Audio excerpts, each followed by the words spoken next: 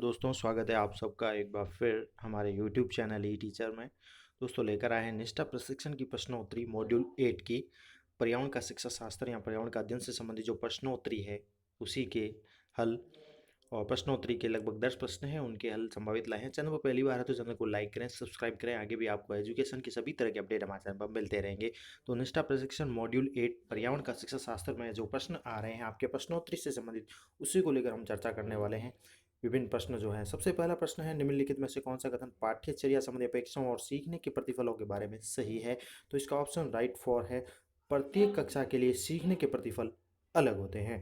इसके साथ अगली बात करेंगे नंबर 2, जो प्रश्न आ रहा है कि कक्षा 1 और 2 में पर्यावरण अध्ययन किस प्रकार से पढ़ाया जाना चाहिए? तो इसका राइट ऑप्शन ऑप्शन ए के भाषा और गणित के साथ इसको पढ़ाया जाता है। ऑप्शन ए इसका राइट आंसर होगा।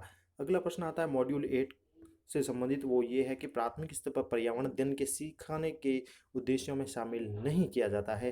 तो वो है ऑप्शन 1, विद्यार्थियों को वैज्ञानिक नियम याद करने में मदद करना। प्राथमिक स्तर पर यह संभव नहीं है, इसको शामिल नहीं किया जाता है।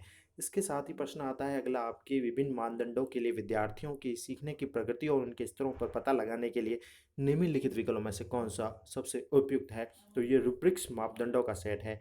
ऑप्शन 2 इसका राइट आंसर होगा। मॉड्यूल 8 चल रहा है, पर्यावरण से संबंधित उसी के ये प्रश्न हैं और उनके जो संभावित हल है आपकी हेल्प के लिए। अगला प्रश्न आता है, आपके पर्यावरण को सुरक्षित रखने वाले 3 आर या कह सकते हैं र है, वो क्या है? तो इसमें ऑप्शन 4 राइट होगा, वो है रिड्यूस यानी कम करना, रीयूज करना पुनः उपयोग करना, और रिसाइकिल करना पुनः चक्रित करना। ये पर्यावरण का एक सुरक्षित रखने का उपाय है और ये चक्र चलता है। इसके साथ ही अगला प्रश्न आता है आपके पर्यावरण मॉड्यूल 8 को लेकर, वो है कि कौन सा पर्यावरण अध्ययन शिक्षण अधिगम के अनुरूप नहीं है? तो ऑप्शन 4 राइट होगा, प्रत्येक बच्चा अपनी पाठ्यचर्या का सर्जन करता है, यानी प्रत्येक बच्चा अपनी पाठ्यचर्या का सर्जन करता है, वो नहीं है, शिक्षण अधिगम के अनुरूप नहीं है। ऑप्शन 4 इसका राइट आंसर है। अगला प्रश्न आता है आपके मॉड्यूल 8 से, वो है निम्नलिखित में से कौन सा बच्चों के बीच व्यक्तिगत सामाजिक गुणों को बढ़ाने में मदद करता है? तो सामाजिक गुण बढ़ाने में मदद करता, ऑप्शन ए इसका राइट होगा, कक्षा में सहयोगी और सहकारी रूप में सीखने को बढ़ावा देना। ऑप्शन ए इसका राइट आंसर है। इसके साथ ही बढ़ेंगे अगले प्रश्न की ओर, वो ये है कि प्रश्नोत्तरी में प्राथमिक स्तर के पर्यावरण अध्ययन की पाठ्यचर्या में क्या शामिल होना चाहिए? तो इसमें आसपास की चीज़ों की जांच पड़ताल करने के अवसर भी उपलब्ध करवाए जाने चाहिए। ऑप्शन ए इसका राइट आंसर होगा।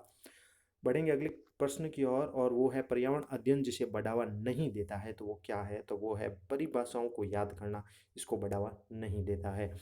मॉड्यूल 8 चल रहा है, मॉड्यूल 8 के विभिन्न प्रश्न चल रहे हैं और इसी को लेकर अगला प्रश्न आता है, राष्ट्रीय पाठ्यचर्या की रूपरेखा के अनुसार पर्यावरण अध्ययन के लिए कौन सा वाक्यांश जो है एकदम सही है?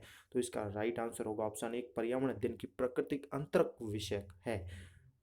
इसके साथ ही ये प्रश्न हमारे कंप्लीट होते हैं 10 आउट ऑफ 10। अब हम सबमिट करेंगे तो हम देख सकते हैं आंसर क्या आता है। तो 10 के 10 प्रश्न हमने सबमिट किए और इस प्रकार से ये स्कोर आता है 10 आउट ऑफ 10, यानी कि हमारे सभी प्रश्न राइट हुए हैं और बिल्कुल सही है। इस प्रकार से आप अपनी प्रश्नोत्तरी कंप्लीट कर सकते हैं मॉड्यूल 8 की निष्ठा प्रशिक्षण की। आशा करता हूँ वीडियो अच्छा लगा होगा। एक लाइक करें, वीडियो अच्छा लगे तो, चैनल पर पहली बार है तो सब्सक्राइब करें। Thank you for watching our channel E teacher.